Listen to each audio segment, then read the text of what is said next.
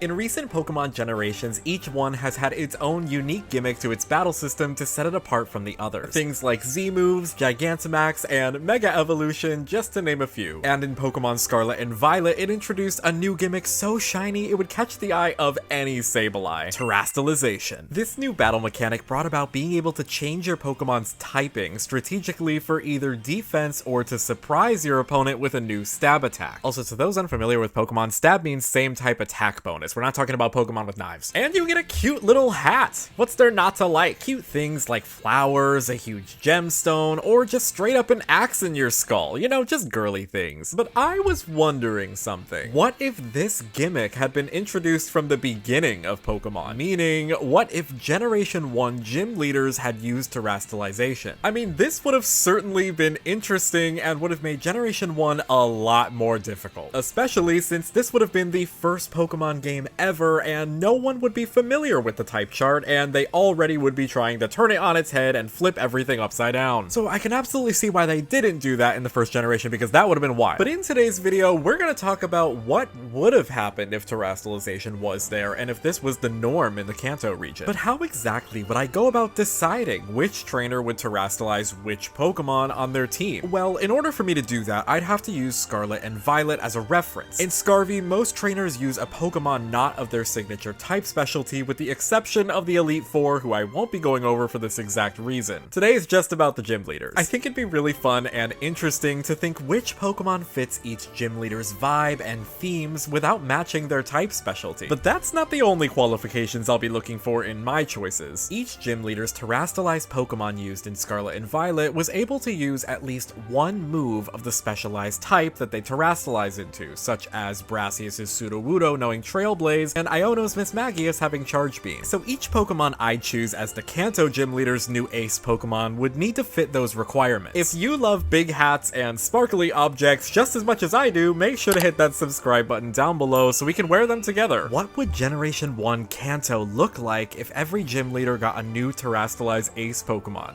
Let's find out. Starting off, of course, with our very first gym leader, Brock. I have to get this out of the way because it does influence a lot of my choices in today's video. I took a lot of inspiration from their character choices from the anime.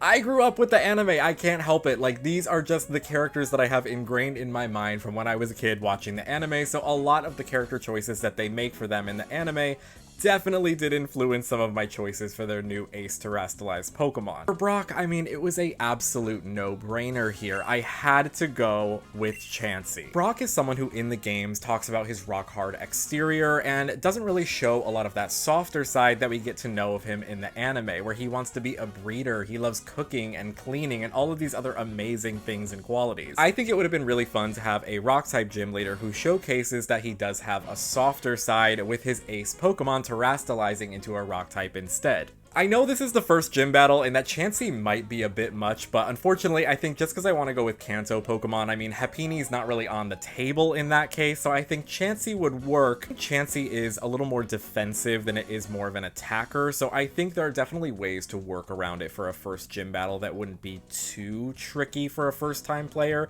but I think that this would be the perfect Pokemon for Brock. It would be a missed opportunity to not have this, to just showcase Brock's character. Plus, Chansey learns Rock Tomb. I had no idea that it learned Rock Tomb, so it's even more perfect that it knows a rock type attack. I mean, it's begging to be used. Next up, we have Misty, which is easily one of my favorite gym leaders of all time. Not only just Kanto, I love Misty. From the anime to the games, Misty is a fantastic character. Girl, I love you, I wouldn't change anything about you. I'm only changing your race Pokemon. If there's something that I know about Misty, is that she loves cute things, she loves romance. I mean, look at her relationship with her Togepi, which is actually where I got a lot of inspiration for the choice that I made. The Pokemon that I want to give Misty for her new ace would be Clefairy. Hear me out here, I actually have a lot of different reasons for choosing Clefairy that are more than it just being cute. Clefairy is a Pokemon that realistically Misty could use, as you can find it nearby Cerulean City. Clefairy also comes from the moon and has a lot to do with the moon, and if there's something that I know about the moon that I learned in my science class, the moon's got water on it. It may be frozen water,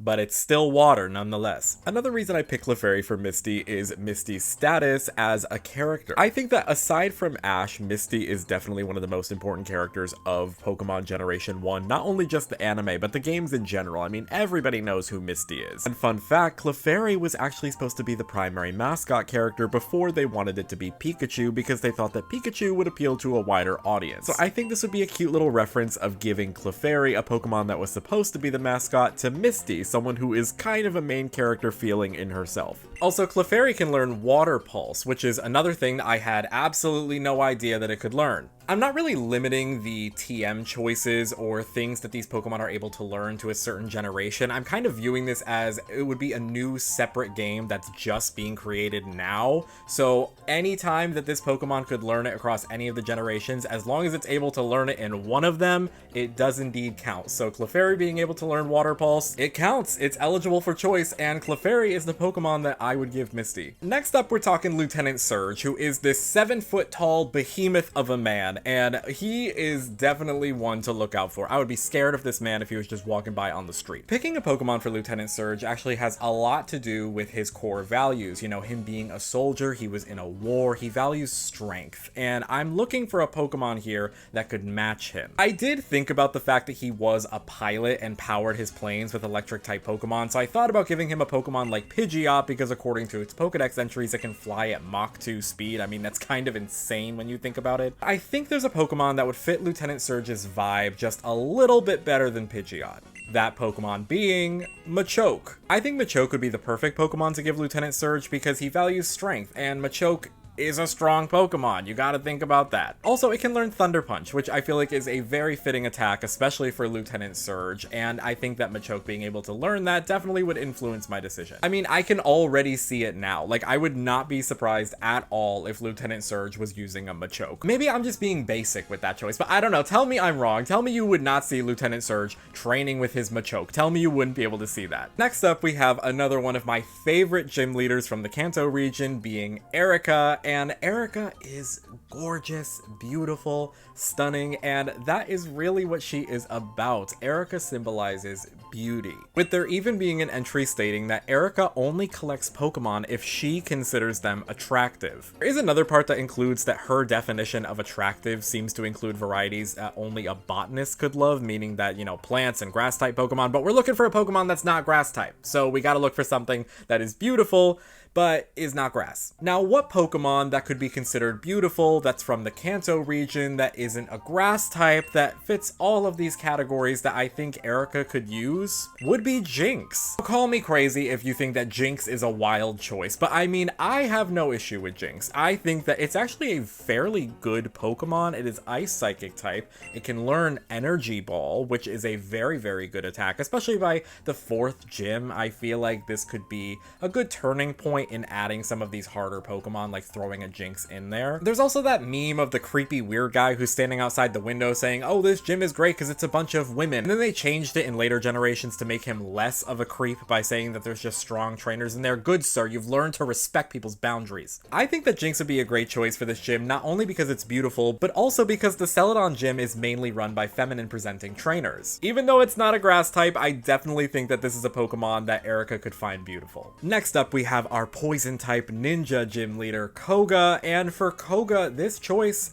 was kind of immediate as well. I don't know why its Pokedex entry has stuck in my mind all these years and I just remembered it immediately, I'm not sure, but when I was thinking of a non-poison type Pokemon to give to Koga that'd be a good fitting ace for him, my first thought was Scyther. Now, Scyther's leaf green entry states, with ninja-like agility and speed, it can create the illusion that there is more than one of itself. And this is literally something that Koga does in front of our very eyes. Like, tell me that Scyther would not be perfect to do it right alongside him. Aside from just being a ninja and being able to multiply yourself just like your trainer would, Scyther can also learn Cross Poison. Cross Poison is an attack that I don't really see featured that much. I always consider it the signature attack of Crobat, and so I think it'd be cool to throw Cross Poison in there as the TM that you get. Next up is the easiest choice that I had to make this entire video. I knew immediately what Pokemon I was going to give to Sabrina, and I have the anime to thank for that. Episodes where Ash goes to Sabrina's gym and has the gym battle with her is easily one of my favorites of the entire anime.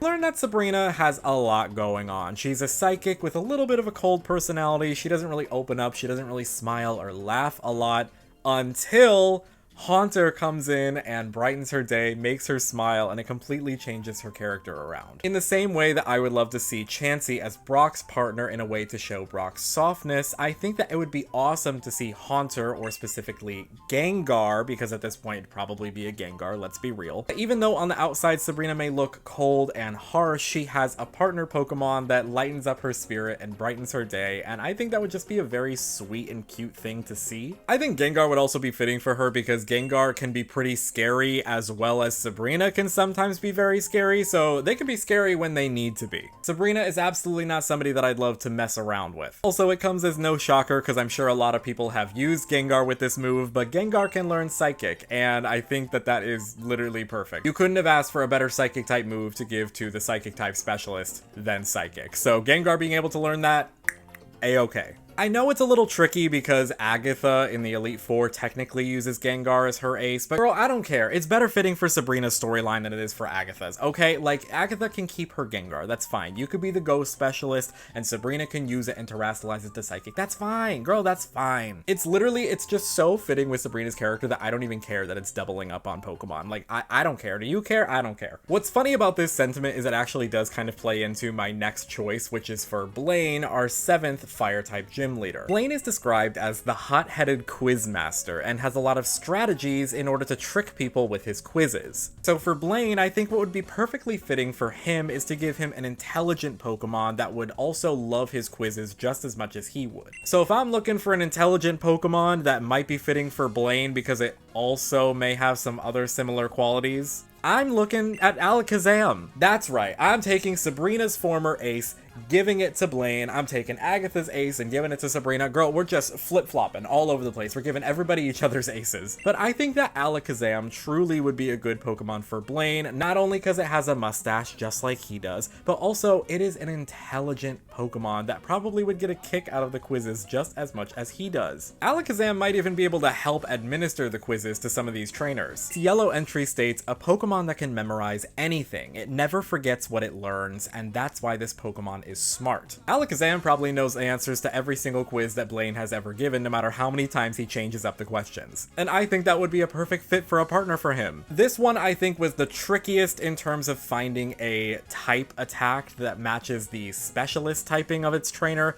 because the only fire type move that Alakazam learns that I was able to find was Fire Punch, which is not perfect. I mean, Alakazam is a special attacker, Fire Punch is a physical attack. It's not perfect. I'm not saying it's perfect, but I just think that Alakazam would be such a good choice for Blaine that I'm willing to bypass it. I mean, there are some gym leaders out there that have a Pokemon that literally knows 2 attacks. Can we talk about that for a second? Some of these Pokemon in these gym leaders, they don't even have 4 moves. They don't even have 4 moves, so why can't I give an Alakazam Fire Punch? And now we've moved on to our last and final gym leader, which is actually our villain of the game as well. Surprise if nobody knew, if no one knew from a game that is so old at this point, that Giovanni is the last gym leader and also the head of Team Rocket. Now I'm sure everybody's already thinking, yes, I could just easily pick Persian, but I think that Persian actually is not the best choice that would be fitting for Giovanni's character. Now, does Persian symbolize about Giovanni that he values money and power? Yes, absolutely, because Persian is quite a wealthy looking Pokemon. It looks fancy and rich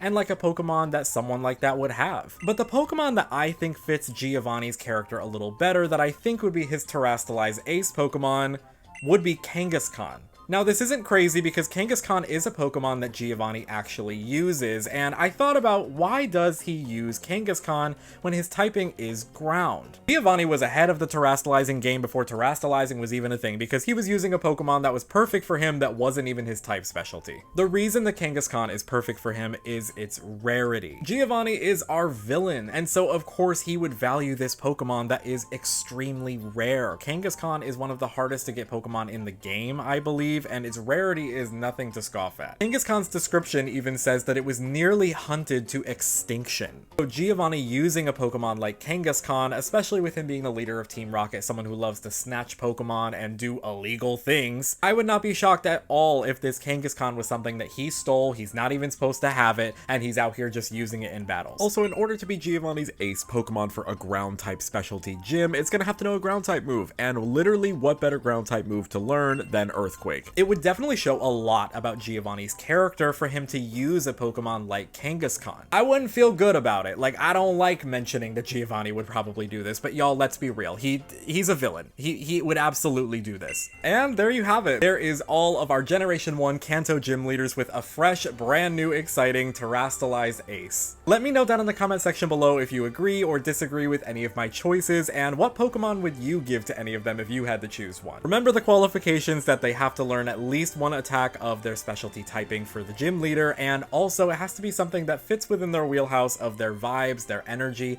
their characteristics. Just we're trying to give Pokemon that fit their trainers. I think the choice that I'm most proud of in this video would definitely be Koga with Scyther. I mean, I think that this is a choice that I don't hear a lot of people talking about. It's not something that's like super frequent or obvious, you know, like Brock with Chansey or Giovanni with Kangaskhan. Like, I think that this is a little more out there that I haven't heard. Scyther's absolutely perfect for Koga, so I think that is the one that I'm the most proud of, but let me know down in the comments if you agree. You know I love hearing what you gotta say. This was actually a lot of fun going through these gym leaders and trying to pick which Pokemon from their dexes would fit them that isn't of their typing. Like, this was so much fun that I'm actually thinking of doing it for the other generations, so definitely let me know if you'd be interested in seeing that. As always, thank y'all so much for watching. I hope you enjoyed watching just as much as I enjoyed making it, and I hope to see y'all in the next video. Do you think Agatha's gonna be angry with me for taking her Gengar?